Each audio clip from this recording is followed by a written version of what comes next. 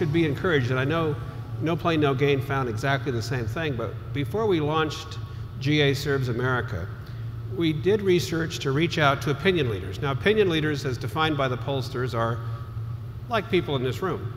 You know, you vote, you pay attention to the news, you give to causes, you come out to organize meetings.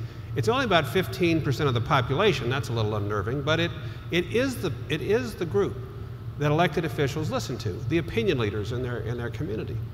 And we, without all the resources necessary to mount a major advertising campaign, we wanted to figure out how you could touch the opinion leaders. But first we wanted to find out what they thought. Well, the good news is about 2/3 of the opinion leader population have used a general aviation aircraft in some capacity. And if they had, they were even more favorable to general aviation.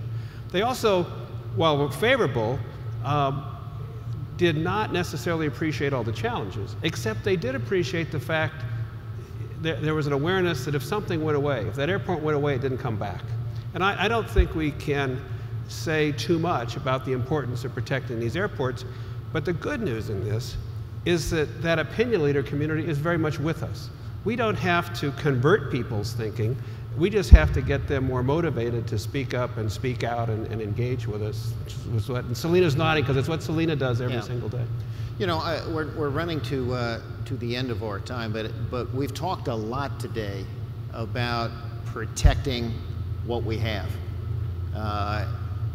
We're not just a community that is stuck on where we are and wants to maintain the status quo. I think the general aviation community, if you look at where we have been, whether it's adapting the latest avionics, we were really the first group to pick up on GPS. We were really the first group to adopt winglets.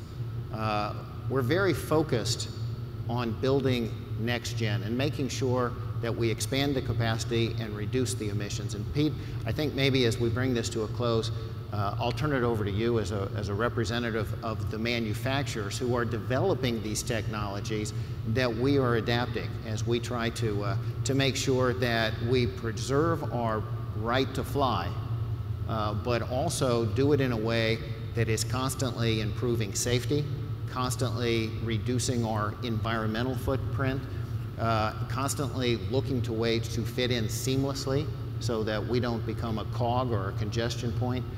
I'd like you to just take a second to talk about the manufacturers and how they are relentlessly focused on the future despite the fact that we've had some economic turndowns. When you walk around the floor here and you see the different development programs and the different announcements, and you look at, other than the large cabin long range aircraft out there, you look at how sales have been depressed in so much of the rest of the market, you go, how can these companies even afford to invest in the future? But I think that's the greatest thing about our industry is we all know that this is a critical industry and it's an expanding pie. When I try to talk to my manufacturers, I'm reaching them more often than not down in Brazil or over in China because the Chinese get it. It's in their 5-year plan. They're going to go and expand general aviation. Why? Because they know it's going to help their economy and it's going to provide access to people. You know, the majority of their population lives on the coast, but they've got a huge country and they've got to be able to get into the mountainside. Well, how are they going to do it? They're going to do it with the advanced avionics that we're putting in general aviation aircraft before it even propagates over onto the commercial side. When you're flying an aircraft with enhanced vision systems or synthetic vision systems, where you can just basically, basically you need to fly an approach, but you could literally put the dot on the end of the runway and fly it practically down to 0-0 and make it there safely.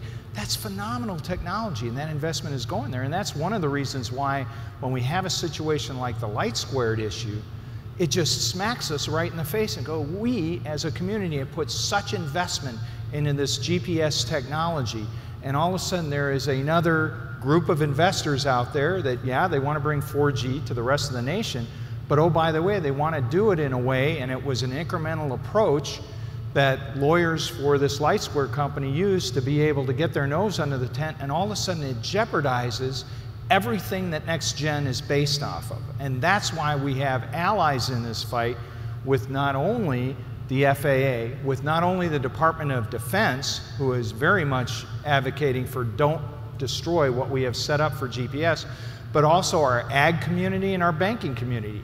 All of our ATM machines rely on that signal from GPS. All of our tractors, when you look at how dependent agriculture is on GPS, it's absolutely phenomenal. So we have to win this fight, and we have mighty forces against us that in fact, as of last week, threatened to sue the FCC if they did not move forward with the Light Squared petition. So we have a bright future, and avionics and new structures, new engines is going to get us there, but we have to win some of these fundamental fights so we don't take a step backwards. Well, we do have a lot of fights to win. I'm convinced that working collectively in a united front, making sure that people understand the value of our industry to our nation's communities, to companies, and to our country is really, really important. I want to thank all of my panelists for being with us today and for giving us the privilege of working closely together on a daily basis.